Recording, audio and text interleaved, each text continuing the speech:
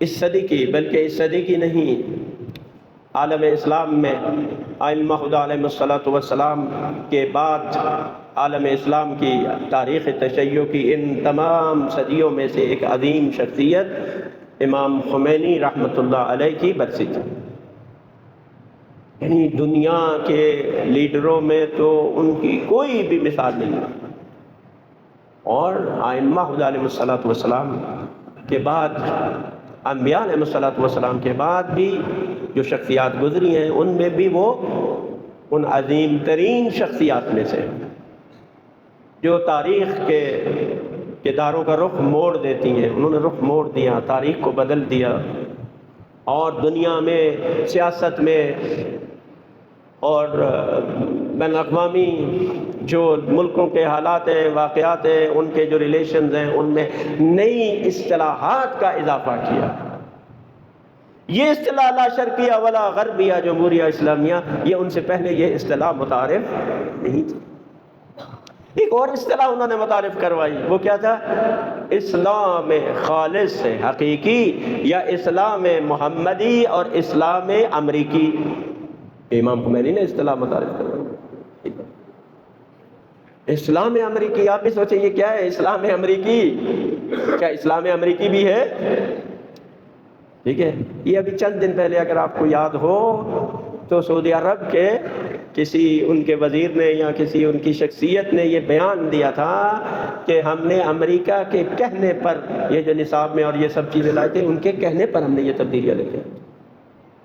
آپ دیکھیں کبھی کبھی ہمارے ملک میں بھی نصاب کے حوالے سے پریشر آتا ہے، کہتے ہیں یہ جہاد والی جو آیات ہے یہ اس سے کیا کرو، نکال دو، اہل بیت علیہ السلام کو نصاب سے نکال دو، شجاعوں کا تذکرہ نصاب سے نکال دو، بگوڑوں کو شجاع بنا کر پیش کرو، ہے نا؟ اس طرح کے پریشر ہمارے ملک میں بھی آتے رہتے ہیں۔ تو یہ کیا ہے؟ یہ ادھر سے آتے ہیں۔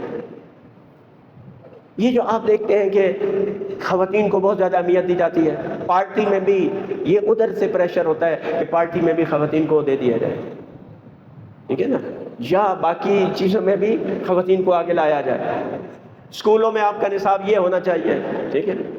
اور کچھ قوانین بھی پارلیمنٹ سے بھی پاس ہوئے ہیں، جو کہ یہ اسلامی پارلیمنٹ ہے، یہ کہتے ہیں کہ پاکستان کا جو سپر لا ہے وہ قرآن و سنت ہے، اس کے خلاف کوئی فیصلہ اس پارلیمنٹ میں پاس نہیں ہوگا، لیکن پھر بھی پاس ہوتے ہیں۔ یہ کیا ہے؟ یہ وہی امریکی اسلام ہے، اور وہاں سے پریشر آتے ہیں، اور ان کے کہنے پر یہ سب تبدیلیاں ملکوں میں رونما ہوتی ہیں۔ انقلاب اسلامی سے پہلے اور اس کے علاوہ آپ جو بھی اسلام کے آپ ماڈل دیکھیں گے وہ وہی ماڈل ہیں جو امریکہ نے تیار کیے، وہی ماڈل ہے جو انہوں نے تیار کیا، یہ اسلام جو ہے وہ پیش کرو، ٹھیک ہے؟ تو امام خمینی رحمۃ اللہ علیہ کا جو عظیم کارنامہ ہے، ان کے سب کارنامے عظیم ہیں، ٹھیک ہے نا؟ ان میں سے ایک کارنامہ یہ ہے کہ امام نے ایسے اسلام سے جو امریکہ نے بنایا تھا، ان کے چہروں سے اسلام کا نقاب جو ہے وہ ہٹا کر اس کی اصلیت کو ظاہر کر دیا، اور جو حقیقی اسلام چھپا ہوا تھا، مخفی تھا، اس کو پوری دنیا کے سامنے ظاہر کر دیا۔ یہ حقیقی اسلام ہے کہ جو آج پوری دنیا بھی اگر مخالف ہے تو وہ اس کے سامنے ڈٹ کر کھڑا ہے، یہ وہ اسلام کی حقیقی تعلیمات۔ امام خمینی رحمۃ اللہ علیہ نے شیعوں کو بھی حقیقی اسلام سے متعارف کروایا، اور اہل سنت کو بھی اور پوری دنیا کو بھی اسلام کے صحیح معانی سے متعارف کروایا ہے۔